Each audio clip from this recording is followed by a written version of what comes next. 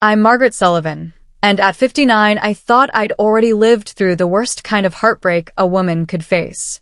I lost my husband, Robert, 4 years ago. I buried both of my parents before I turned 50. I learned how to cook dinner for one, how to sleep on the left side of the bed, how to pretend I didn't feel lonely in my own home.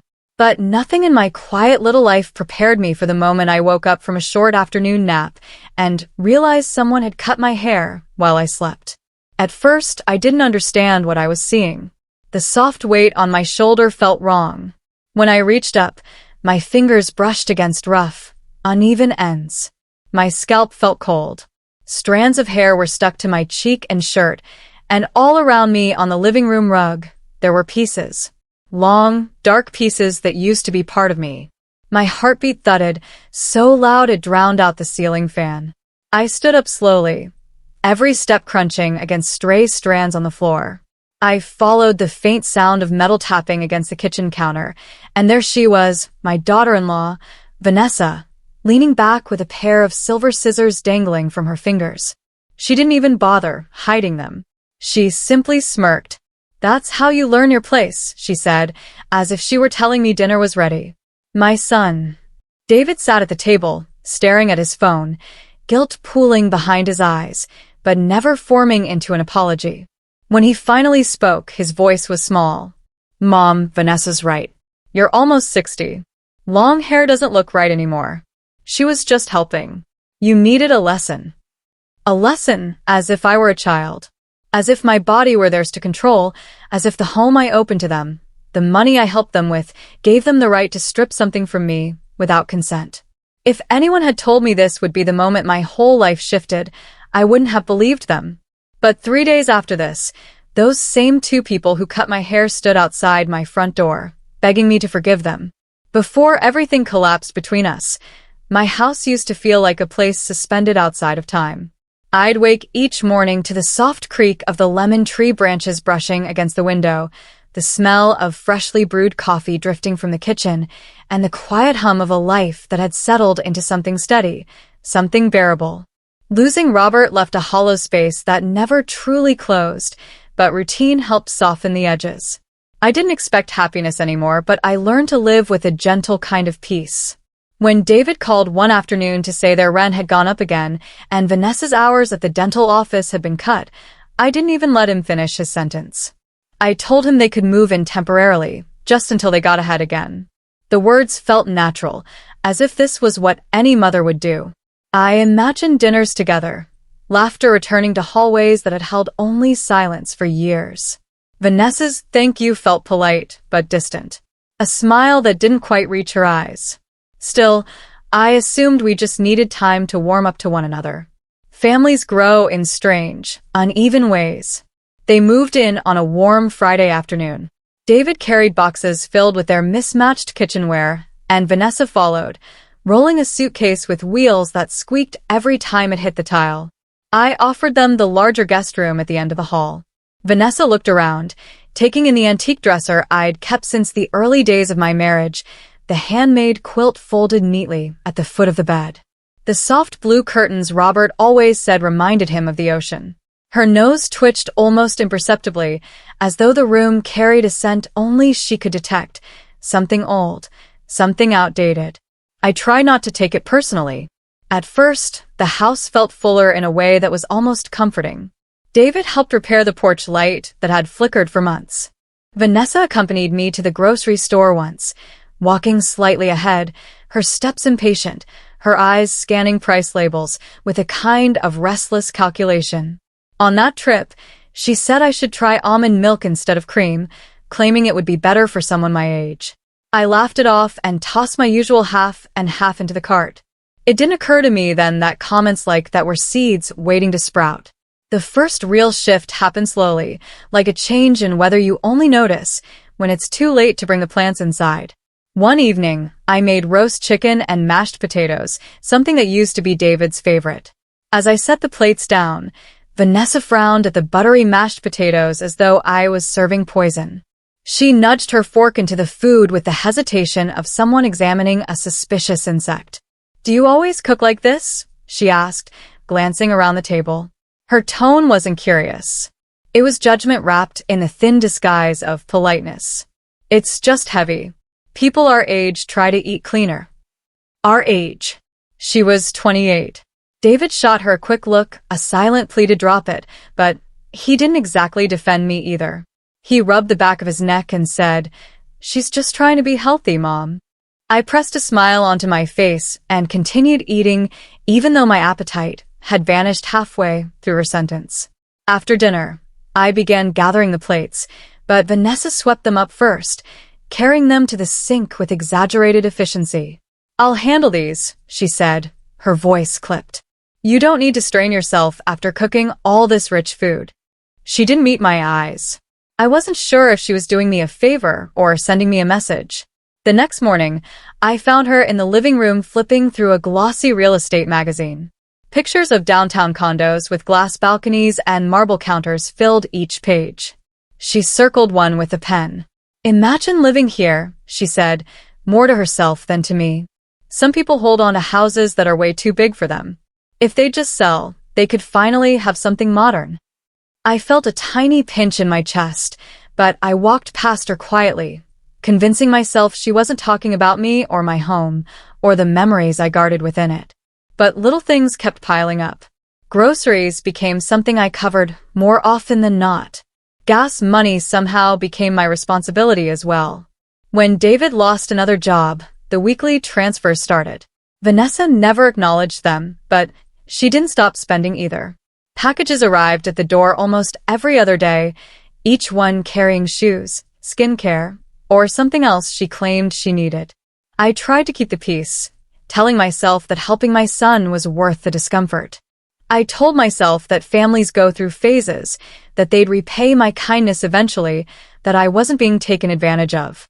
Mothers have a way of lying to themselves when the truth feels too painful to speak aloud. The moment everything shifted came late one afternoon. I was sorting the mail at the kitchen table when a folded sheet of paper slipped out from between a stack of coupons and bills. At first, I thought it was one of David's job applications. But then I recognized Vanessa's handwriting. Sharp, slanted, unmistakably hers. It wasn't a resume. It was math, numbers, estimates, notes about selling my house. At the top, written in a neat line, were the words, "Estimated sale value of Margaret's property." Something inside me went still, as if the air around me had frozen. I told myself, maybe it wasn't what it looked like. Maybe it was a misunderstanding. But the neat columns of figures told a different story, one that made my stomach twist. I folded the paper carefully and slid it into my drawer next to Robert's letters, feeling a tremor run through me. It was the first moment I felt something darkening under the surface of our home. Something that would break open soon. And I had no idea how soon that hollow darkness would come. The night after I found that paper, the house felt colder than usual, as if the draft slipping through the windows had learned a new purpose.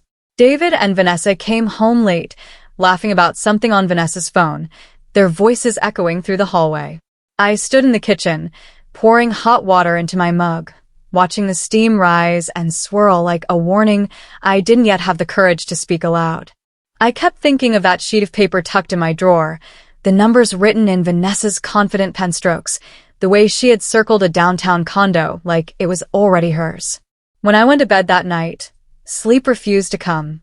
Every time I closed my eyes, I pictured Vanessa's fingers tracing my walls, her gaze drifting over the furniture Robert built, her eyes calculating the value of a life she hadn't lived.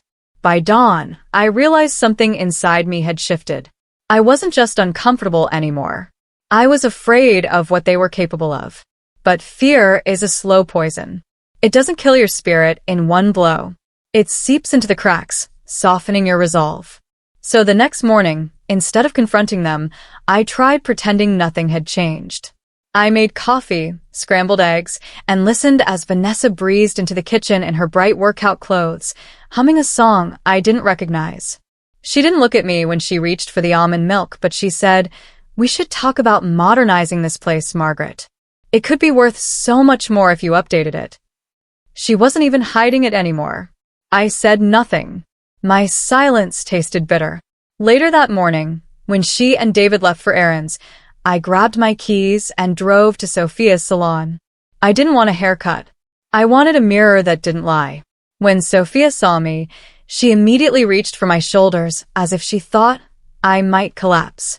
I hadn't realized my face was that pale. "Sit," she said gently, guiding me to the chair.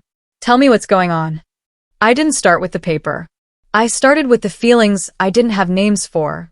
The tension, the comments, the money. Sophia listened quietly, her eyes softening with every detail. When I finally told her about the calculations and the circled condo, she let out a quiet, pained exhale. "Margaret," she said, "they're not planning a future. They're planning yours, and you're not part of it." Her words sank into me with the weight of truth. I stared at my reflection, the faint lines beneath my eyes, the hair that still carried the scent of the conditioner Robert used to love. I didn't know whether to cry or scream. On my way home, I pulled over near the park Robert and I used to walk through in the summers. I sat in the car for a long time, gripping the steering wheel so tightly my knuckles turned white. I thought about all the small ways I'd let myself shrink, how I had accepted disrespect as part of being needed, how I had mistaken silence for peace. When I finally made it back to the house, Patricia was watering her peonies next door. She waved at me, but something in my expression must have alarmed her because she set her watering can down and crossed the lawn. "You look like you've seen a ghost," she said, her voice low. I didn't tell her everything. I told her enough. Enough for her to frown. Enough for her to place a hand on her hip, the way she always did when she was ready to fight for someone who wouldn't fight for themselves. "Margaret, sweetheart," she said softly, "this isn't about generosity anymore. They're taking advantage of you. And if you don't stop them now, you won't recognize your own life in a year." I asked her what she thought I should do. She didn't hesitate. She reached into her apron pocket and pulled out a small business card, worn at the edges. "My attorney," she said. "He's fair. He's discreet, and he won't let anyone push you around." I stared at the card for a long moment. The name printed on it, Mr. Thompson, looked foreign, intimidating, like a step into a world I never wanted to enter. But then I thought about Vanessa's voice telling me my house wasn't modern enough, about David asking for money without a hint of shame, about the paper calculating my home's value without my consent. That's when something steadied in me. A quiet resolve. A faint trembling spark of self-respect rising after being buried for far too long. I didn't tell David or Vanessa where I was going the next morning. I just grabbed my purse, locked the door behind me, and drove straight to the address printed on the card. I didn't know it yet, but that drive was the first real step toward reclaiming my life. Mr. Thompson's office sat in a modest brick building near the courthouse, the kind of place you'd miss if you blinked while driving past. When I stepped inside, the air smelled faintly of leather and old paper. A receptionist greeted me with a warm smile before guiding me to a small room lined with bookshelves. I felt strangely out of place, like someone who had stepped into a life meant for a stronger woman.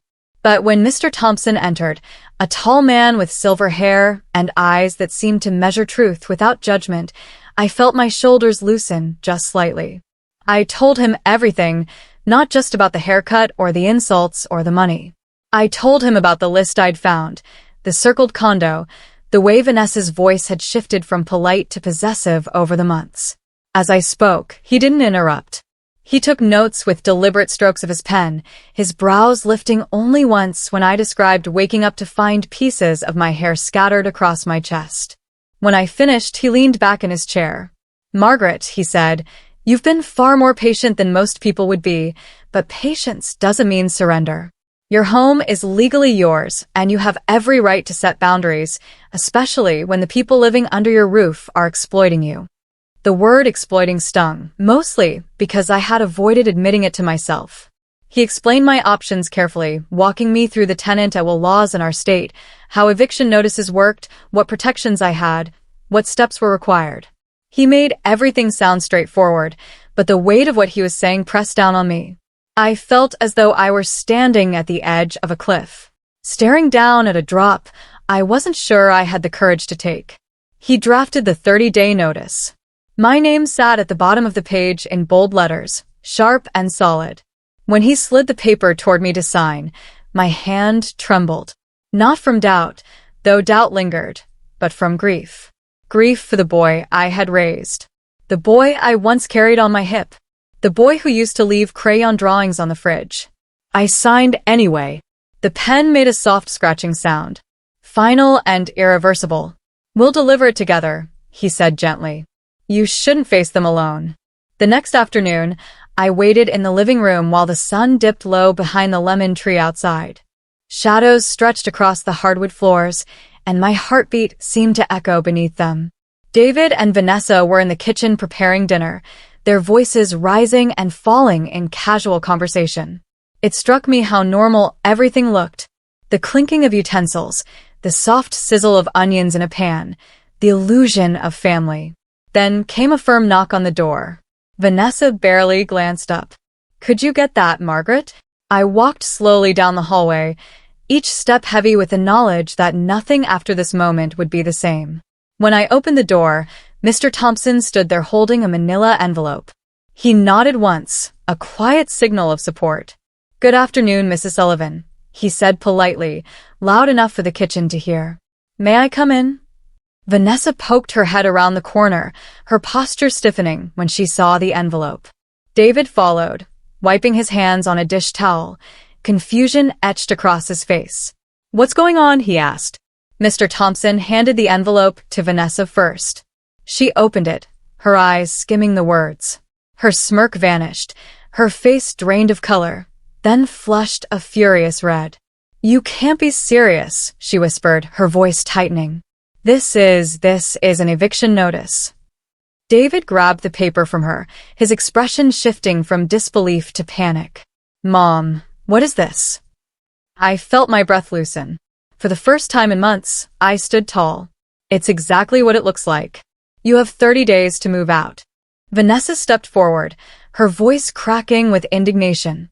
We are your family. You can't just throw us out because of a misunderstanding. A misunderstanding? My voice trembled, not with fear, but with restrained emotion. You cut my hair while I slept. You planned to sell my home. You used my money as if it belonged to you. David swallowed hard. We were just trying to build a future. You meant everything you did, I said softly. You just didn't expect consequences. Vanessa threw the paper onto the coffee table, the pages fluttering like wounded birds. You'll regret this. You'll end up alone, Margaret. Completely alone. I held her gaze without flinching. I've been alone before. What I won't be is disrespected in my own home. Silence fell between us, thick as fog. David looked at me with something fragile. Fear. Shame. Maybe both. Vanessa stormed down the hall, slamming the bedroom door so hard a picture frame rattled on the wall. David lingered in the living room, staring at the eviction notice as if hoping it would rewrite itself. Mom, he whispered. I didn't know it would come to this. Yes, I said, my voice steady. You did. You just didn't think I'd stand up for myself. He nodded faintly, then followed Vanessa, leaving me alone with the fading scent of onions and the quiet thrum of my own heartbeat. When Mr. Thompson left, closing the front door with a soft click, the house fell silent, a silence filled not with loneliness, but with something sharper, resolve. The next 30 days would test all of us. I could feel it already. The 30 days that followed felt like walking through a storm I had created myself. David and Vanessa spoke to me only when necessary. Their voices clipped and tense. They packed slowly at first, then frantically as the deadline approached. The night they loaded the last of their boxes into David's car, Vanessa didn't say goodbye. She slammed the trunk shut, muttered something under her breath, and climbed in without looking back. David lingered on the porch, his shoulders sagging as though the weight of the past months finally leaned on him. I'm sorry, he murmured, barely audible. I nodded, but I didn't reach for him. For the first time, he had to walk away on his own. The house was painfully quiet after they left. Some evenings, I sat on the porch with a cup of tea, staring at the empty driveway. I kept wondering if I had done the right thing, or if I'd pushed too hard too late. Patricia visited often, bringing muffins or just sitting beside me in silence. It hurts because you're a good mother, she told me. But good mothers aren't doormats. Weeks passed before I heard anything about them again. Then one night, my phone rang at 2 o'clock in the morning. A nurse from the hospital told me David had been in a car accident. His injuries weren't life-threatening, but he was frightened and had listed me as his emergency contact at the hospital. I found him sitting upright in the bed, one arm in a sling, his face pale. When he saw me, something inside him seemed to break. He reached for me with his uninjured hand, tears filling his eyes. "Mom, I'm sorry. I'm so sorry for everything." For the first time in months, I held him. He cried like a boy again. But this time, he didn't hide behind excuses or blame. When he finally calmed, he whispered, "Vanessa left." As soon as things got hard, she left. I brushed his hair back gently, the way I used to when he was small. "You're going to be okay," I said. "But you have to learn to stand on your own." I didn't let him move back in. Instead, I paid 3 months of rent for a modest apartment near his new job and stocked his fridge with groceries. "This is the last time I carry you," I told him softly. "After this, you walk." And he did, slowly at first. Then, with growing steadiness, he worked long hours, saved money, and called me every Sunday. Months later, he invited me to dinner, his treat. Sitting across from him in a small diner, watching him proudly hand the waiter his own card, I felt something warm settle in my chest. A year after the eviction, on my 60th birthday, he stood in my backyard with a bouquet of lilies and a shy smile. "You saved me," he said, "and I didn't even know I needed saving." As the sun dipped behind the lemon tree Robert planted long ago, I realized my life had finally returned to me. Quiet, imperfect, but mine. And for the first time in a long time, I felt whole.